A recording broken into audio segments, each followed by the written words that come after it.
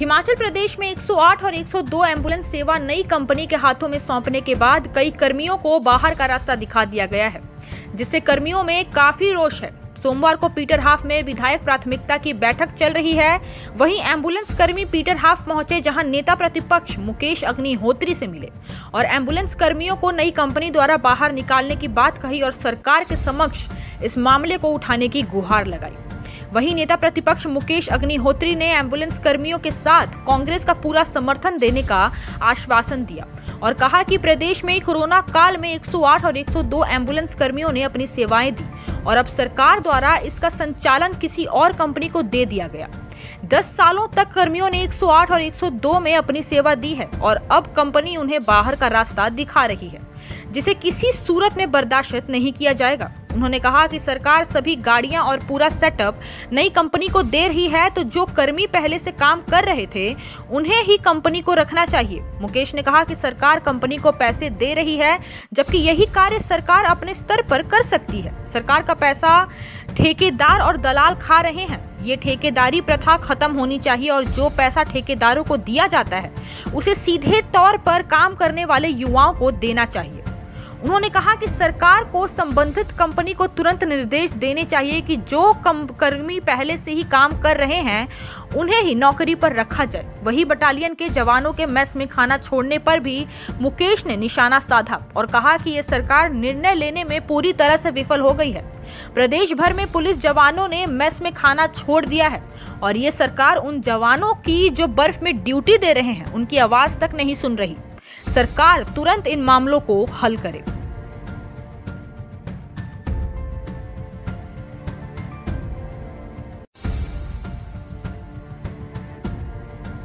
बाहर अगर इतने लोग आए हैं गवर्नमेंट से मिलने के लिए और हमसे भी इन्होंने समय लिया था, तो ये 108 एंड 102 जो सर्विसेज है ये प्रदेश की बैकबोन है और पेशेंट्स को एक स्थान से दूसरे स्थान पर ले जाने के लिए इन्होंने बड़ा इम्पोर्टेंट रोल प्ले किया है।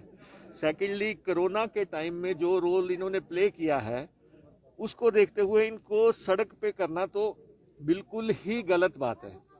इतना 2 साल से जो समय चल रहा है, नाजुक समय था, संवेदनशील टाइम था, उस टाइम में इन्होंने गाड़ियों में चले, उस समय अपनी जान जोखिम में डाल के इन्होंने जो है कोरोना पेशेंट्स को एक जगह से दूसरी जगह लेके गए और उनके इलाज किए।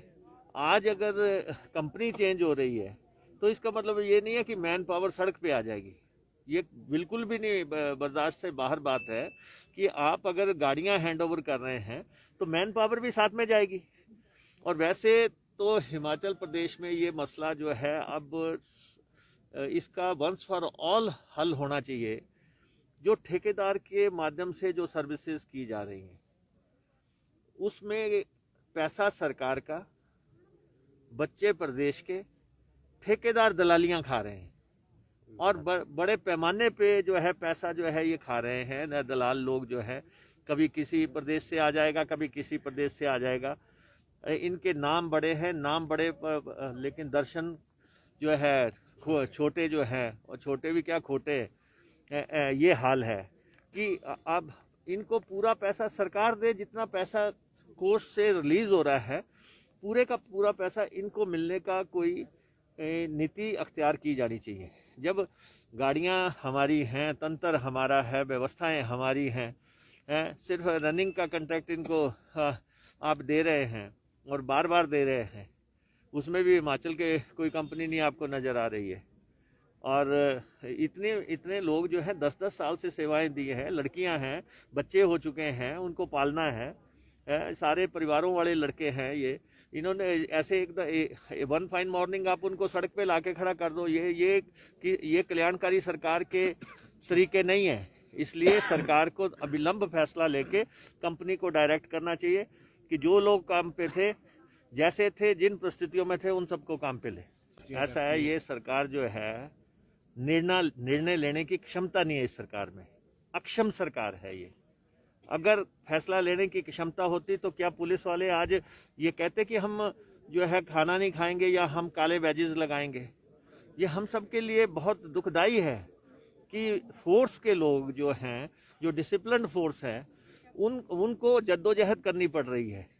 ठीक है, किसी समय कोई गलती हो गई, उसकी रेक्टिफिकेशन जो है करनी पड़ती है। सरकारें निरंतरता में चलती हैं और सरकार को जो है इस बारे में भी फैसला लेके और जो वेतन की विसंगति है उसको दूर कर देना चाहिए। ये इतना बड़ा मसला ही नहीं है, ये इतना बड़ा मसला नहीं है कि रोजाना जो है कभी आप उनको ओक ओवर में बुलाओ, कभी आप किसी और जगह बुलाओ, कभी धर्मशाला बुलाओ, किधर बुलाओ। ये मसला ऐसा नहीं है। सब लोगों को समान वेतन का अधिकार है। वेतन की विसंगति सरकार दूर करे और जो ये 7 बटालियंस के लोग हैं उनके साथ जो है बातचीत करके तत्काल पुलिस में रिजेंटमेंट नहीं होनी चाहिए। ये अनुशासन बल है और उनके साथ बातचीत करके मसला तत्काल हल होना चाहिए। ये 7 बटालियंस के लोग हैं, जगह जगह जो है ये बर्फ में ड्यूटियां दे रहे हैं, ये चौकों पे ड्यूटियां दे रहे हैं। ये 24/7 सर्विस है। ये जो है दिन रात काम करने वाले लोग हैं। इसको हल करना ही चाहिए जल्दी। हिमाचल प्लस न्यूज के लिए शिमला से पुष्पेंद्र चौधरी की रिपोर्ट।